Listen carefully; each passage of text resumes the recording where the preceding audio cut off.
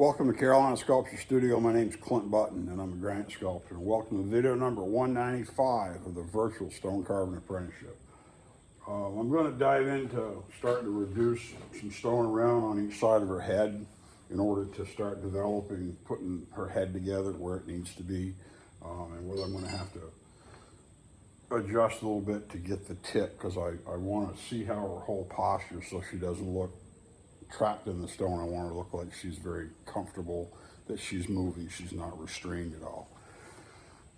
But something I meant to mention that I forgot in the end of the last video, while I was going back and forth when I was digging all of this relief area, first I did this side and then I did this side to have the pointing machine actually fit.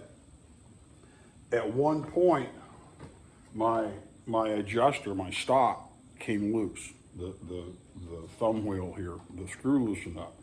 And so it's always good to, check it. That's another reason I like this specific pointing machine a lot. I want my stop to have a lot of weight on it. I want it to be heavy enough that if it's not tight, and this had been set, I'd set it and I've been back and forth and back and forth and back and forth and checking it, trying to make it clear. You have to be really careful when you're digging access for this portion, because I wasn't trying to cut this area away.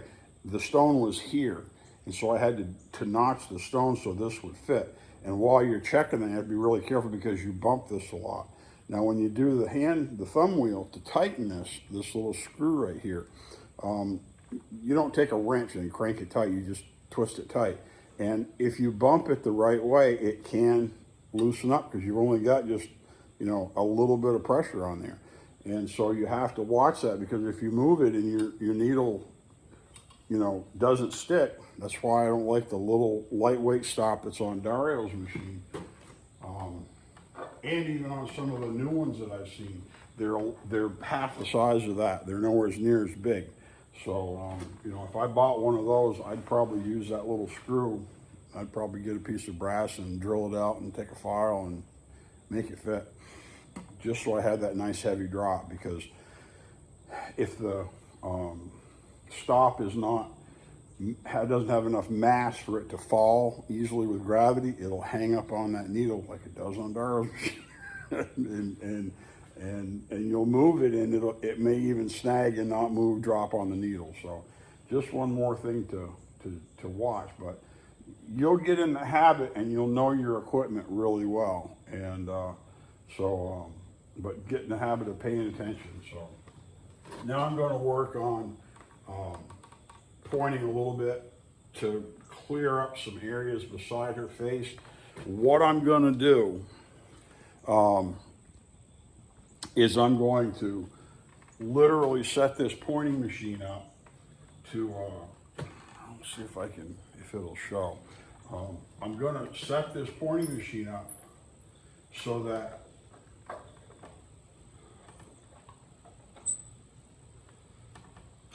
I'm pointing over here into what I know is dead space. Okay, let's see if that hits. I know that I can go in here and I'm free. There's a perspective that you're supposed to cut to the finish point the first time you cut it, no matter what. Just cut it and move on and never look back. Yeah, that's great. I get it, but I may be fidgeting with her head a little bit, and I want to open up this area around the side of her face so I've got an easy access to point her face, because we need to come in perpendicular to the tangent. That's why I had to dig out all of this stone here. All of this was so I could be perpendicular. I could have very easily laid the pointing machine down and cut on a strong angle, and I would have been approaching the stone like this instead of like this, okay? And if I did this, I could have very easily eroded this. If this is stone, I could have dug this out. Then you get into huge problems. Sometimes you have to do that, okay? There's going to be some odd points if that's really the only way you can access them, because you're going to be blocked. And so you have to be very cognizant of what stone you can cut and what stone you can't. And you really got to have your head together, because you will dig out that bottom side. Sometimes there's going to be points that you've got to shoot, and even if it's perpendicular to the tangent, if it's in a corner like this and we're coming down in the center of it, I can't hollow out a big place to get to it. I've got to be very, very careful about how I remove stone. So, you know, the point machine works as good as the carver that's using it. You know, if you don't know what you're doing, you'll screw up. Go slow, do it right. But I'm going to use this to start to open up around the sides of her head. And this point here, I don't know, I'm probably all in the way. This point here is approximately the same depth into the face of the stone, the same depth as this point that I just shot, okay? Which means I could probably go almost straight up and I could still find it, okay? And this is, it's gonna look scary because we're gonna cut, but her head is tipped more like this in the stone. It's not this straight up with a line up the middle, it's off to one side. But this point here should be up, and it's around the same depth as the point that I just shot, so it should be pretty safe. And we're wanting to connect dots and open things up. Then we can come at her face perpendicular to the tangent, okay? I'm gonna get cut.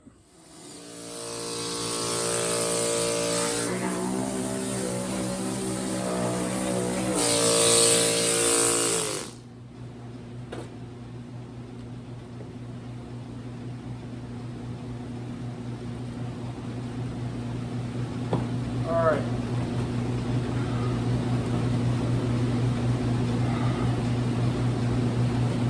Got to push back on both sides of her head now, or her face. It's not all the way back, it's just back to like right here, right? So, and still got a lot of stone to take off on her head, but it should shrink up pretty well. So, I may do a couple down near her, the front of her face, you know, like out this far, try to get that plane together so I can start seeing it. But it's really important when you're doing this to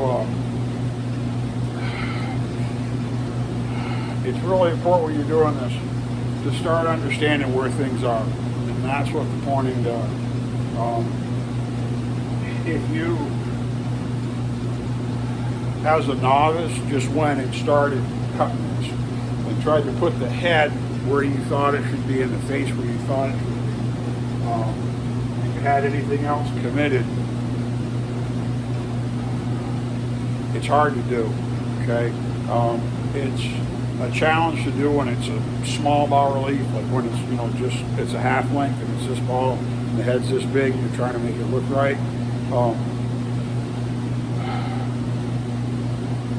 don't want to say it's easier when you do that, but it's a different kind of commitment. Let me turn the air on. When you are working on a small stone, you're working on a small stone.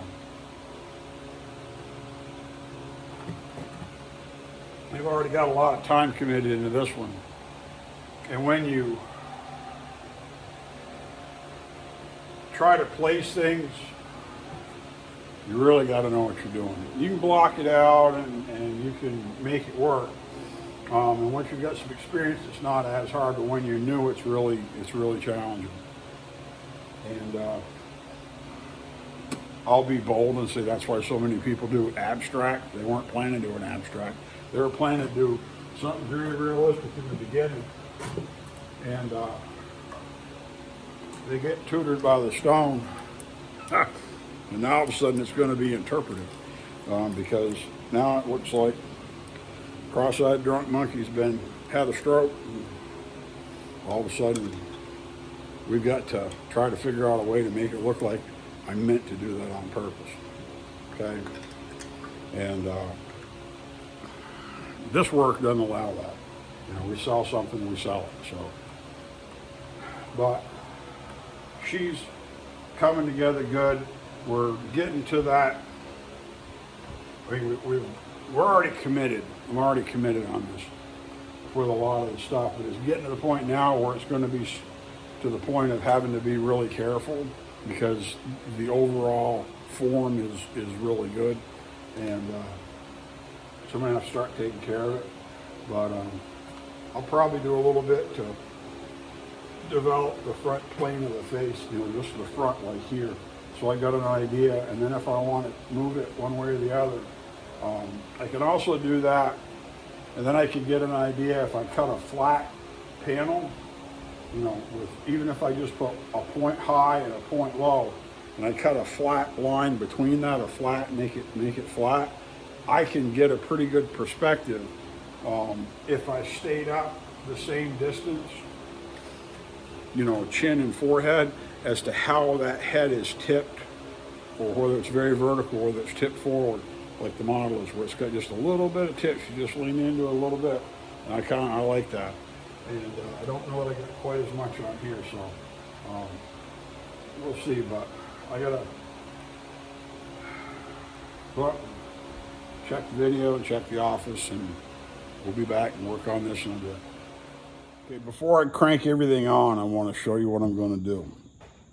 We put together these points here on her neck, and I've roughly leveled the area between them. Left it a little tall, just on the chance that there's something there. There isn't, because I could put my ruler on here and check my straight. So I could go perfectly straight across right now and everything's fine. That's another good thing about having these for rulers, is that you can bend them to have a short straight edge wherever you want. That's why we use them. Right now, I've got this set to where I'm roughly 3/4 of an inch above the end of her nose. Now, I'm probably not going to be thrusting her head forward like this for her nose. What you'll find out is if you tip ahead, the nose may go forward a little bit, and the chin may stay right where it's at. The big depth you're going to get, or mass you need, volume, is up on the forehead. So the nose is going to do more of it's not going to change that much. And if I stay at 3/4 of an inch roughly, I should be fine. I could go right to the tip of her nose, but I'm going to leave it up a little bit because I want to make sure her head looks right for the rest of the posture of her body, because it's more important that her posture flows than I put a perfect head on a wonky body if the body's turned a little bit. Okay, so if we go over here on the job, see if this will show. I want you to get a rough idea of where we are. That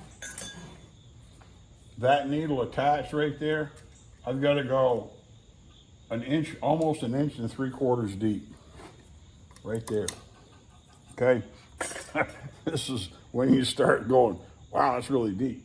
And this is part of why I talk about how using a pointing machine is going to help you understand where things are in the stone. Because to just go in here and whack off, almost 2 inches, if I was going straight to her nose, we'd go at least 2 inches deep right there. That's a lot of stone to take off.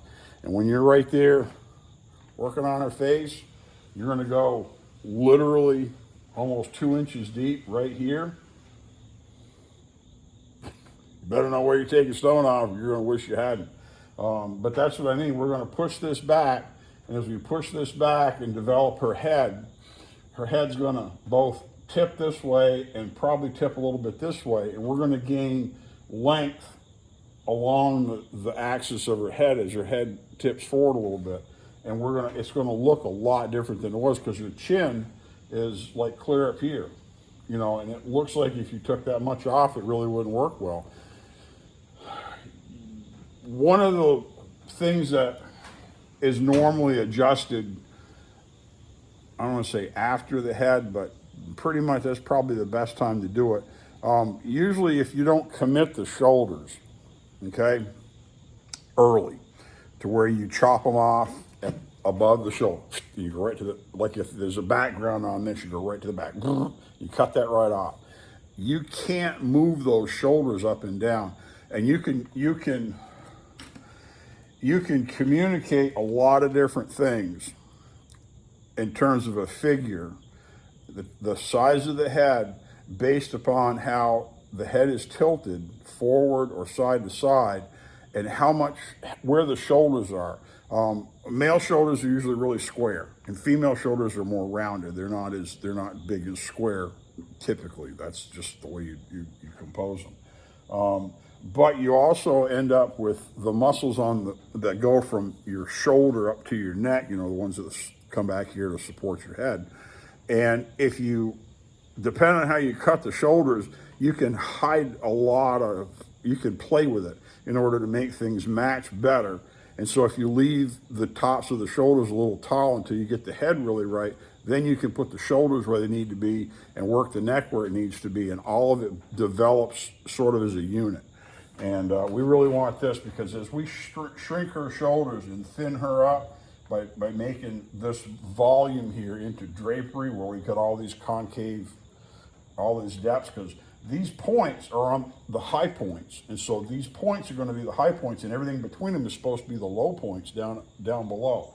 And as we shrink all that, it's going to change the way we see her head. But right now we've got to cut a couple inches deep in there. Like I said, I'm going to probably go this is, 3/4 of an inch. I'll probably stay up about that much on her chin as well. And then up on her forehead, I'll probably stay up at least an inch. And I'm just going to cut this, and we're going to work this back to see where this face is. And that should really help her start to come out of the stone. We'll start to really understand where she is. Okay, so I'm just going to crank everything on and cut, and I'll be back in a bit.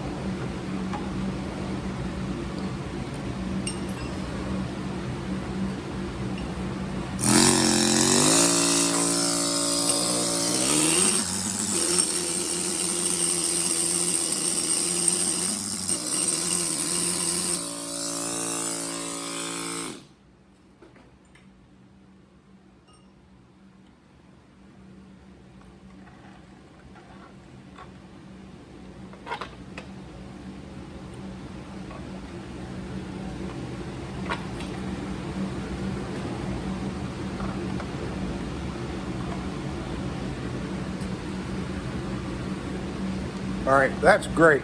I'm right there, you know, 32nd of an inch high, and I'm still, you know, 3/4 of an inch, almost an inch up.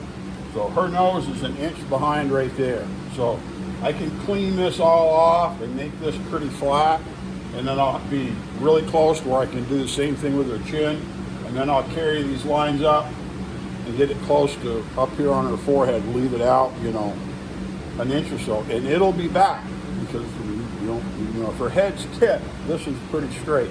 So hopefully, I'm going to take a look and try to set it up like that. Then we got the head there, and as I pull the other material off, we'll be able to decide if her head's going to be just like the model, the one-to-one model here, or if it'll be a little bit modified. Okay, back to work.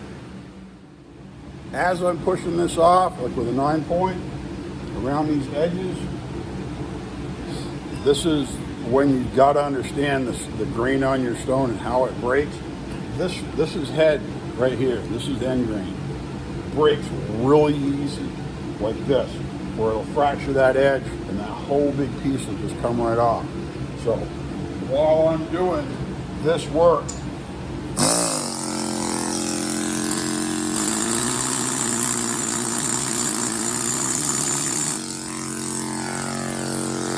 near these edges, I've got to be really careful that I don't press too hard and fracture this, because this could fracture it down into where it's material that I got to have. Okay, so you got to keep track of what your stone is, and I'm hoping that fan isn't buggering up noise-wise.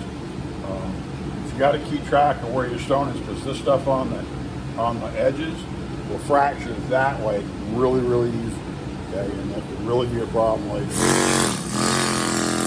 Back to that.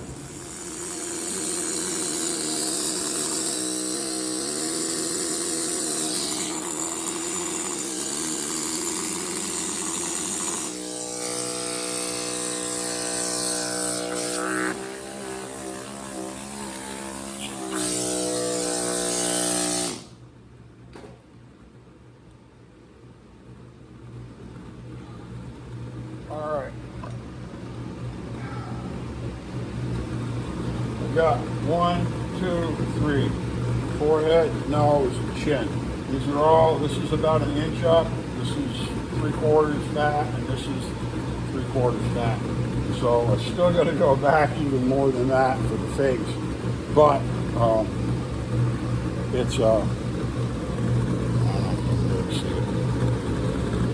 but this will start developing where her face should be, where her head should be.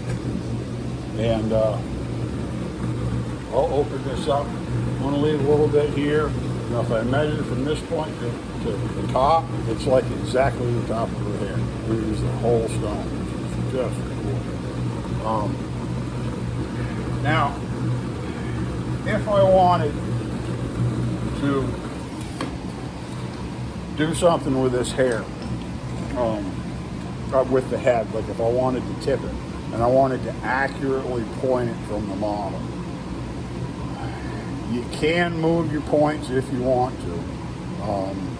It's a sketchy kind of thing to do if you move your foundation points, and the only one that I would move would be the one on the top of the head. If I wanted to pull her head forward, like she was leaning forward,